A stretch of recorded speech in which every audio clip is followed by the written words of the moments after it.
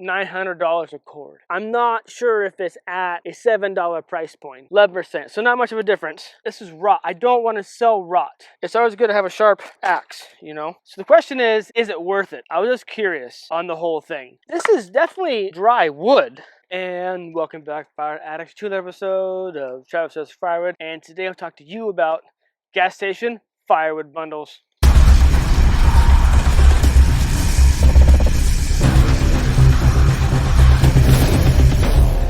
All right, so we've all seen these firewood bundles at the local gas station. And last night I picked one up.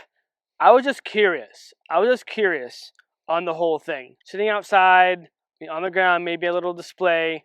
This one was sitting on the ground. This one was $6.99, $7 a pop plus tax for this bundle right here. So the question is it worth it? Or are you basically paying gourmet price for glorified campfire scrap? Let's get into it. So I grabbed this bundle. There were other bundles. There were other longer ones too, obviously longer. And I do like the dual wrap job on both ends. I've seen that before on YouTube. Not too bad. I'm not sure the volume. I don't like the little stick here. Usually if I have a chainsaw with me, I'm going to nip that off so as clean as possible. I'm not sure the species. I'm going to split open a few of these pieces and we're going to test them out. And I want to see the moisture content. I highly doubt this stuff is kiln dried. I highly doubt it. But we'll see how dry it is in a second here. First off, let's measure them. Right here, got the measuring tape, handy dandy on the apron here. Measure, and we're at 17 inches. 17 inches, I don't know if you see that or not, and they're pretty uniform, so we are an inch over the 16-inch average or standard, right? But I will, that's fine by me. In my bundles and at the wood that I sell at the firewood stand, I go between 15 and 17. That's my threshold for what I sell up there. Anything over is a different category. Anything under is a whole different category. So this is within what I would sell. So that's not too bad. I didn't measure the other ones, but they were definitely longer. I would say at like maybe 19, 20-ish longer. So okay for the campfires outside, but not necessarily for like a wood stove inside when you're limited on the size of your wood box. So take that into account. Bring over my bundler here for my firewood bundles. So I'm not going to debundle this quite yet here. I'm going to put it inside my bundler and see, kind of guesstimate if I can, because this is not too bad of a bundle in terms of like the puzzle piece that you want to make it so there's no air gaps in there, right? So, and we figured out here that my measurement here is more than 1 cubic foot. So let's put this in here and try to test it out. So my markings for 1 cubic foot are right here and right here. This is not fitting in between this part here. So I'm going to give this roughly 1 cubic foot. Let me get one of my cubic foot bundles and let's compare. Let's do that. All right, so this is a bundle for my firewood stand, and I used this jig to do this. There's a gap right here, but I'm going to call this 1 cubic foot. Okay, so I'm going to set this one on the side. Let's put this back in this jig and let's check it out. Yep, mark there. This is more or less 1 cubic foot of wood. Okay, so let's compare the volume here, if we can. On here, let's maybe stack them together like this. I don't know, what do you think? What is more wood? I have more pieces in mine, but the pieces in the gas station bundle, the pieces from the gas station bundle actually they're bigger. I would use this piece here is good for a bundle. This piece here is good for a bundle. This piece here is good for a bundle. This piece here I would put in my rack wood because it's a little bit bigger. But that's just me. So let's cut this open and see what we have here. Okay. It's always good to have a sharp axe. It's always good. It's good times. Woo! Okay, so off the bat, I see here is some rot. Here. It's nice light wood though, but this is rot. I don't want to sell rot. That if it's within the mentality and the Firewood Woodhound philosophy of sell the good stuff, burn the crap, meaning anything that looks good you sell because it's attractive wood, it looks good. Anything that's crap, ugly, either it's funky, crotchety, naughty, punky, if it's rotten like this is, you burn in your own wood stove. Okay, be proud of the firewood that you sell if you do sell firewood. So this part here would be a flag. That'd be a no-no, right? Now I'm looking at this wood. I'm guessing this wood here would be a cedar. I could be wrong.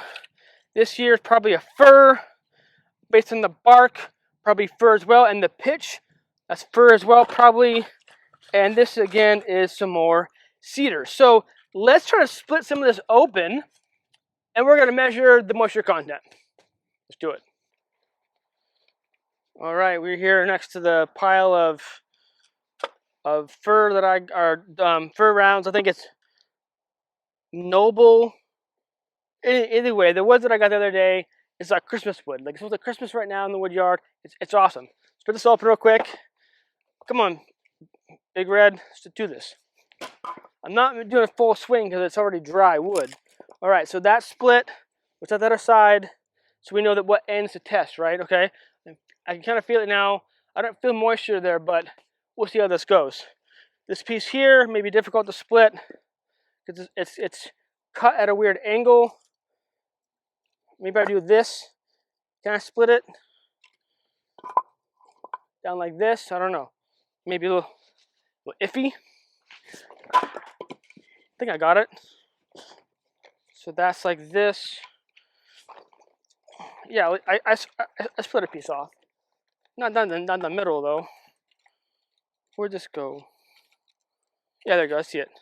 So I see the different colors of it. So you see that color there, and the inside is a different color. So it definitely has been out for a bit. So let's set that aside. Another piece here. The wood that I think is cedar, but I could be wrong. We're not gonna use the app or whatever. If I think it's fir or cedar, I'm just gonna smell it and see if I can smell the difference. Don't judge me on my swing with my axe. Okay, I'm not trying. It's not green wood, so I need to have like a full stroke going on here, right? And this has bark on it. Even this bark here is a little thick for me. I wouldn't want to include this thick of bark in my firewood bundles like this. See if I can split this open. It's interesting. There's the different types of wood that this bundle has. Okay, so the bark has flown off, and I've taken off a small chunk of the part of it. Okay, so I'll do that there. All right, so let's measure this. Okay, so I'm gonna I could use other testers. This is just one from Harbor Freight, not sponsored. This is like one of my go-to ones here. So on the surface that's not split, we got 11%. Okay, the one that I just split, we got 11%. So not much of a difference. Maybe 9. Okay, so that's seasoned. Okay, I have no clue whether it's kiln dried or not, but at least that piece was dry. If I smell it, I don't smell much of anything. Okay, this wood I think is cedar. Got turned off on me. That is 7 or 8. This piece here is at a 10, 8 there. Yeah, I think cedar, it's definitely light like cedar. So yes, I do include cedar in my firewood bundle, so no issue in that. Having it be bitter and having the pieces be bigger like this is good because they will burn a little bit longer. So good on them, good on them. Another piece I think is fir. Measure this one at 11. Another piece that came off of it at a 9-ish. So this is definitely dry wood. And the other pieces that I think is cedar, we're at a 9 there.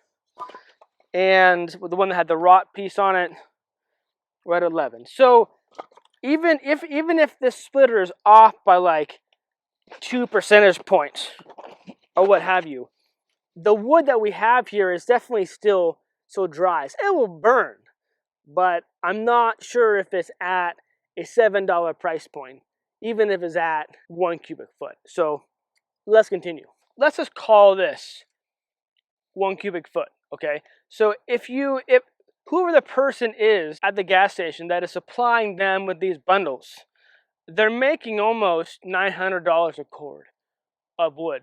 And it doesn't seem to be like of a higher standard. Yes, it's dry, which is wonderful, but again, I wouldn't sell rot and bigger bark. I mean, I'm nitpicking because I'm very specific with the wood I sell. And anyone can sell a gas station firewood bundles or bags of firewood. Any Joe Schmo or Sally Mae can do firewood. In fact, you could buy a cord of wood in bulk, bundle it or bag it, resell it to a gas station or hardware store, or sell it at your firewood stand and still make money.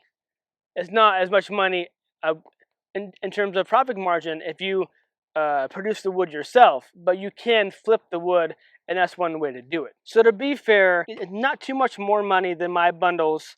I sell my firewood bundles for $5 a piece, and that's 1 cubic foot, and then my bags are going to be a little bit more wood, and you get a bag with it. It's easier to carry, and it's more manageable, and it's cleaner than the bundles or even the racks. So pretty clean wood. It probably light pretty well because it's definitely seasoned. So it's great just in need for a quick campfire or a small bundle for the evening, right? Now, convenience does cost money, and this is definitely convenience wood. So is $7 gas station firewood worth it for a full-time wood burner? Not a chance. But for a quick campfire, or if you got your wood on the way to the campsite, yes, it does the job. Just don't try to heat your whole house with it over the winter. So let me know down in the comments, what do firewood bundles go in your neck of the woods? And would you even pay $7 for this bundle? And yet, this is just one analysis of firewood bundles that you find at the local gas station or hardware store that are made by like your local like Joe Schmo or Sally Mae, not like a firewood company. So I'm not generalizing. This is just one example. And I thought it was interesting, just wanted to share with you just to get your thoughts on firewood bundles, because we all see firewood bundles when we go out shopping. They're at your local stores, or maybe firewood stands too. I saw firewood bundles as well. But I just wanted to give an example, analyze it, go through it, and just get some thoughts out there. Anyway, that's it for this episode. Thank you for tuning in. I appreciate it. And remember, life's too short to be a prick, so be kind to one another. Rock and roll. Stay safe, keep cutting. Cheers.